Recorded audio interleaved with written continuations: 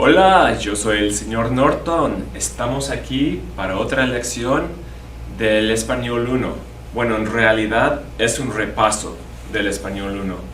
Este video es para la clase de Español 2, but we are reviewing Spanish 1 stuff, getting ready for Español 2. So let's hit a couple things real quick here. We talked last time a little bit about stem changing verbs, boot verbs, how we'll often see something like dormir, and then O to UE. Means that the stem is going to change from an O to UE. Duermo, duermes, duerme, dormimos, nada de nosotros, dormís, vosotros, duermen. So, yo, tú, él, ellos, tú, usted, ellos, ellas, ustedes, those ones have the stem change. The nosotros and vosotros don't. Dormir, of course, means to sleep. You'll recognize it because we have words in English like dormant, dormitory. You can come up with others, I'm sure. Dormir. Duermo, duermes, duerme. To sleep. Dormir, to sleep. The other one I want to talk about today, and I've mentioned this before as well, is poder. And that's an O to UE stem changer. Poder, you might recognize it because it looks a little like the word power. Poder, power. You might also recognize it because of English words like potential or potency. Poder means to be able to or can. For example, if you want to say I can, now it's a stem changer, not P-O, P-U-E-D-O. Yo puedo. Yo puedo hablar el español. No puedo hablar bien el ruso. Russian. No puedo hablar bien el ruso. Stem change. Puedo. Next one. Puedes.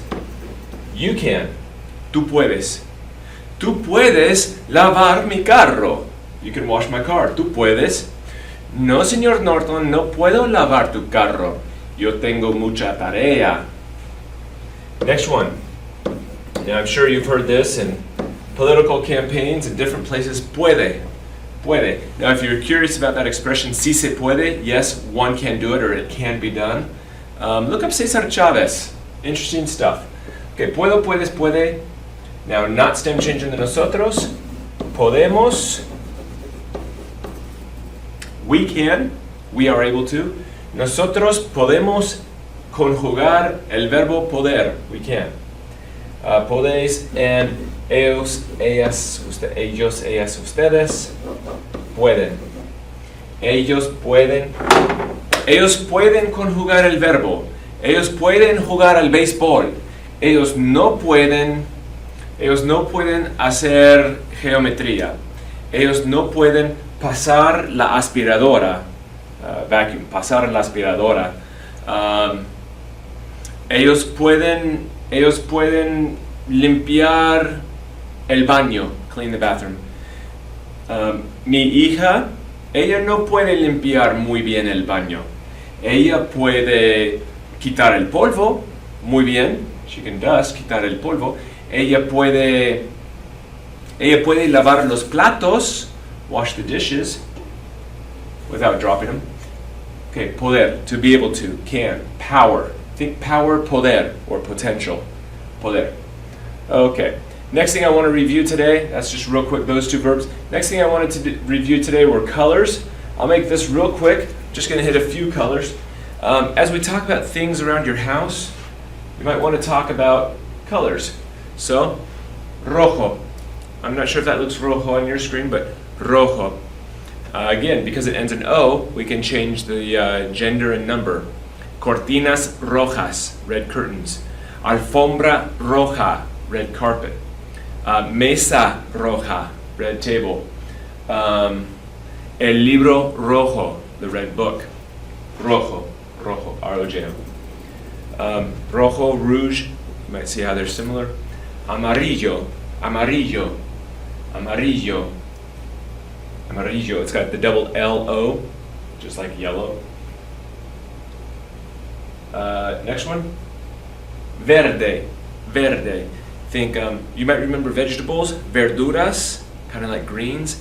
Verde, verde, verde, green. Negro, negro, blanco, blanco. If you have a paper and you want to fill in the blank, you want to fill in the white space, the blank, blanco. Azul, azul, A-Z-U-L, accent on the U, azul. Azules, azul. Anaranjado. Okay, I'll tell you a quick trick to remember this one. I knew this girl that ran track, and you know how some people get pale or red when they run? This girl, well, anyway, her name was Anna, and when she ran, or at least when she ran really hard, well, she would turn orange. So anaranjado. And so what color would she turn? Oh, orange. Anaranjado. Yes, I made that one up myself. Oh, yes. Anaranjado. Orange. Remember this one? People think of cars, dirty cars. Gris. Gris. G-R-I-S. Gris. And that's the end of those. Okay, that's your quick review of colors. Last thing I want to do in this little mini lesson is when you want to say something is for somebody, and this is something that we talked about the other day. You might remember we talked about mi libro. Oops, that should be two words. Mi libro, the possessive adjective mi, my. And we also talked about mi me gusta. A mí me gusta. And we talked about how we use the accent only on the a mí me gusta so that it doesn't look like my, so that you can tell that you're not saying to my me gusta, but rather to me. So we use the accent to differentiate between the two. Now there's one more time that we use this accented I of me, and that's when you're saying para mí. ¿Este regalo es para mí? Gracias! It's for me. Chico, este examen es para ti. It's for you. So if you're saying something is for you, para ti. Now we don't need the accent on para ti because we don't have to separate its meaning, or there's not another word like ti that we have to separate what we have to use the diacritic accent for. So we could just leave this one without an accent. Actually, you're supposed to leave it without an accent. Para ti. In fact, Julieta Venegas. I'll jot that one down. Julieta Venegas.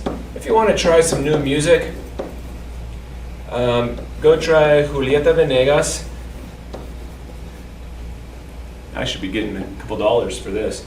Now, Julieta Venegas, she has a song, talks about tú eres para mí, yo soy para ti. Saying, you know, a couple can match up. Para mí, para ti.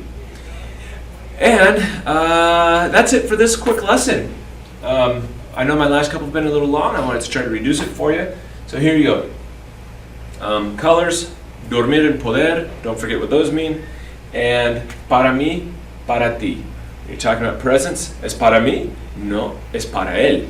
Es para ella. Es para usted. Es para ti. Oh, es para mí. Y esta lección, chicos, es...